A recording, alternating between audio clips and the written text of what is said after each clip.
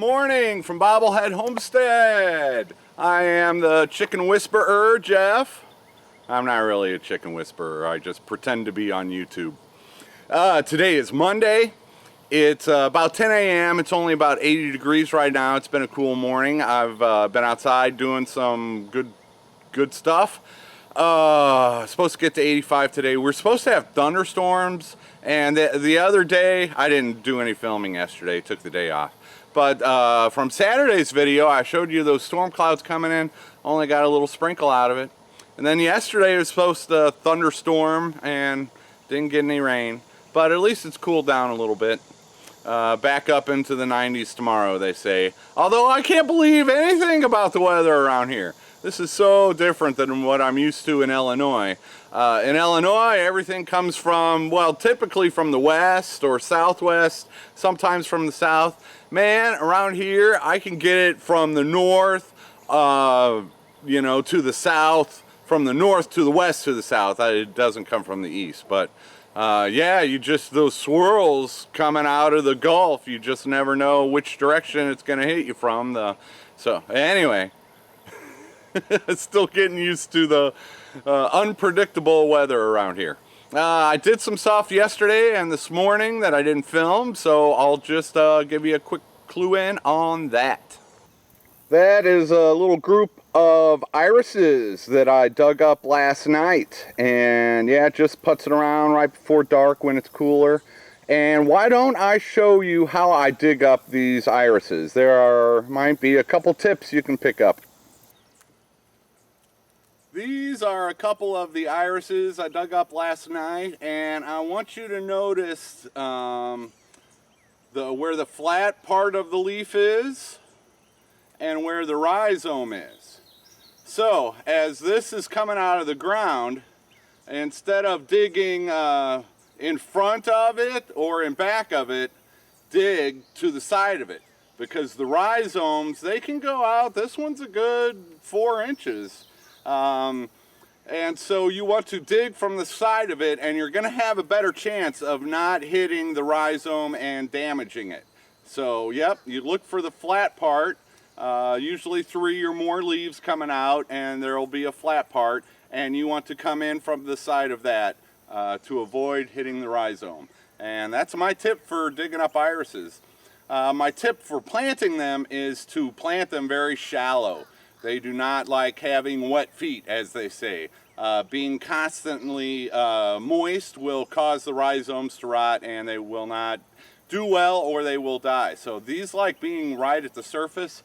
What I've been doing is just putting them right on the surface and then putting about 1 inch of mulch on top of it, and so far so good on that front. So I'm going to dig up a couple of these and just show you real quick.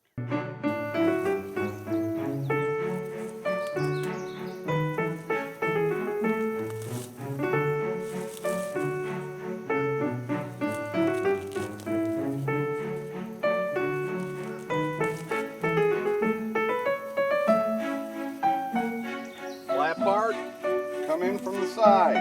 I start about, I don't know, 2 to 3 inches away.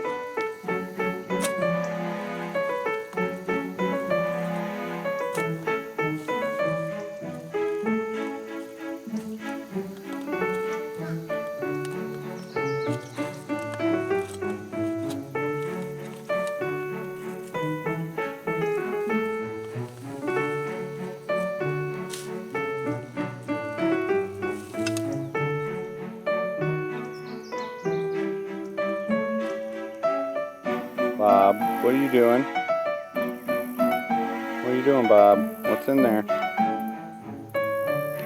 And there we have a half dozen more irises. Not many, but I worked up a sweat getting those out of there.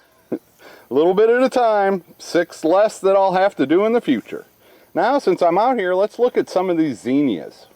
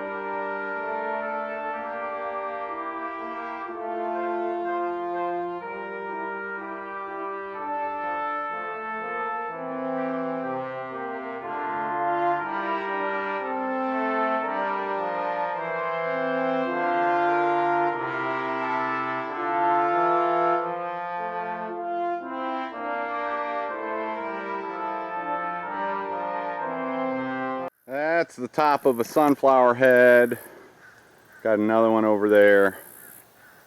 And what's happening here, I've got quite a few like that. Not most of them, but the goldfinch are back. Goldfinch love sunflowers. They love landing on top of sunflowers. And sometimes they bend the flower over and it dies. So that does happen. Oh yeah, nice red ants on that one. The goldfinch, they're cool. I've been seeing them around. I have not gotten any video of them yet, but they're cool looking, but they'll have fun with your sunflowers.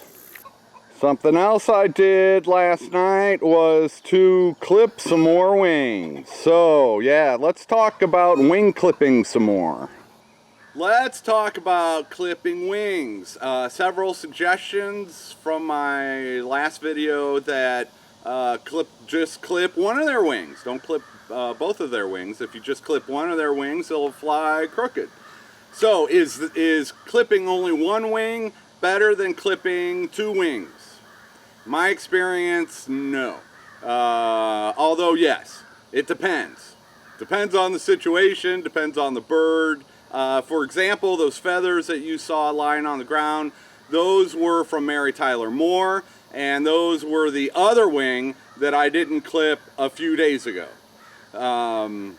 She was still I clipped one of her wings, she was still getting out. I observed her getting back in and jumping, flying over the fence to get back in the run, so I'm assuming that's how she got out, even with one wing clipped.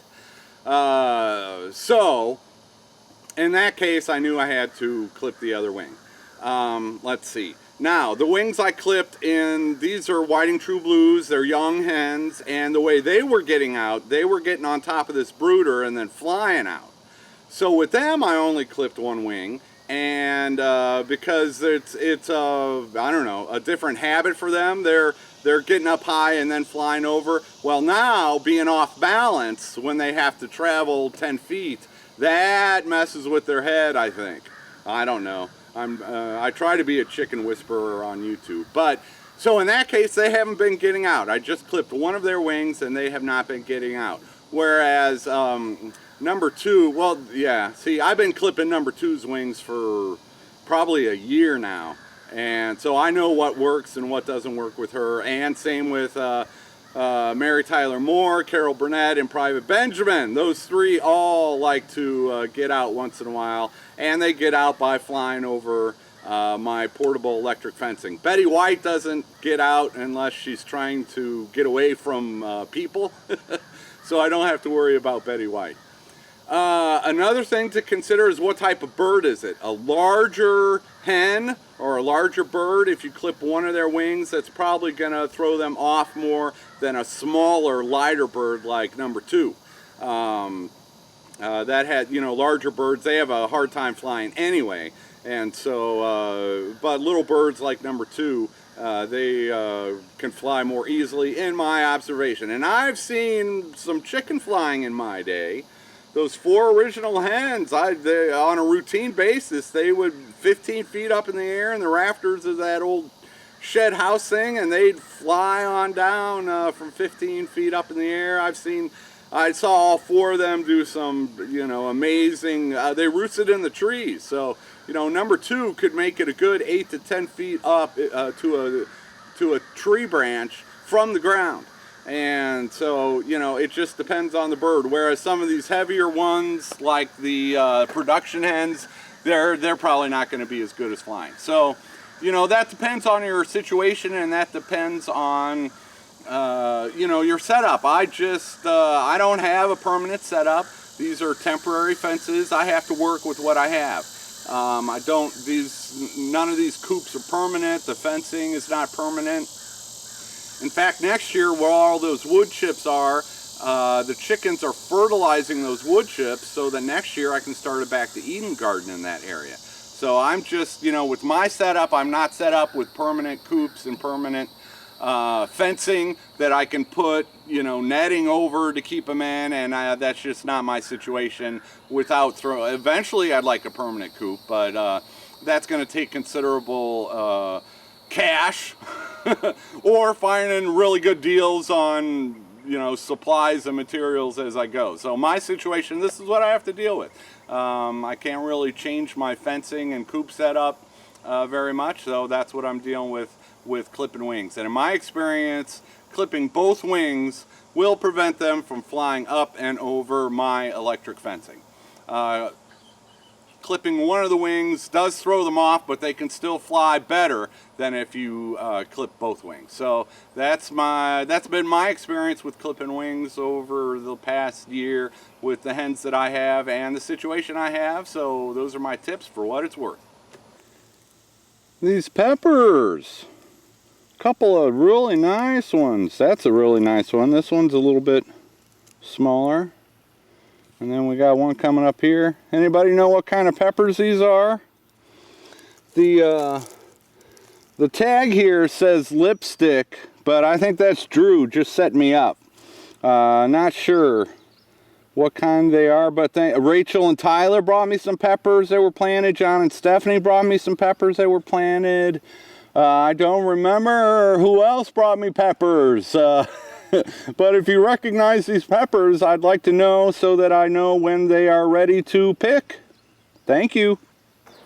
Well, I think it went from 80 to 85 very fast, and then I think it hit above 85. I don't know, I haven't been inside yet to check. But yeah, my shirt's about 80% drenched, so it's time to call it a morning, go in for some lunch, cool down, and that might be it for today. I'm going to do some partying this afternoon, and then, dishes and dinner, and then editing this video and trying to get it out tonight. And so that might be it for today. I have no idea. Quick update on Grumpy is that he comes in, goes out, he'll spend a whole day in there and won't come out. Yes, he's got food and water in there. I do not have a litter box in there yet, though. But then he'll go out, and then I won't see him until the next night, and yeah, he does all kinds of weird stuff. But yesterday he had just come inside and was chowing down, and a neighbor came over bringing food, and so I invited them inside. Grumpy did not like that, took off, and so I have not seen him since, so that was like 7 o'clock last night. So I haven't seen Grumpy since 7 o'clock last night. He does this all the time now. He always comes back. Alright, so that's the update on Grumpy. And the other cats, Bob will come in for about 5 minutes, and until he knows he's not going to get my full undivided attention. Then he stands at the door and scratches at the rug and messes it all up, and Fifi just won't come in at all. That will change this fall when it's cooler outside. I can put the screen doors up and keep the doors open, and then the cats can go in and out as they please. And I bet Fifi and Bob, they'll be coming in when I can leave the doors open, so they just don't like being closed behind doors. But if I've got a screen up for them to go in and out of, then they'll be fine. And then this winter, well, we'll see. I might have 3 cats living with me all winter long, although it doesn't get cold here, so I doubt Fifi would come in, but Bob probably will. I don't know, we'll find out. I just, when it comes to cats, I don't like to impose my will on them, except when it's really, really needed. I just let the cats live and do what they do, and, that's just me. All right, thanks for watching, everybody. That's it. Take her easy.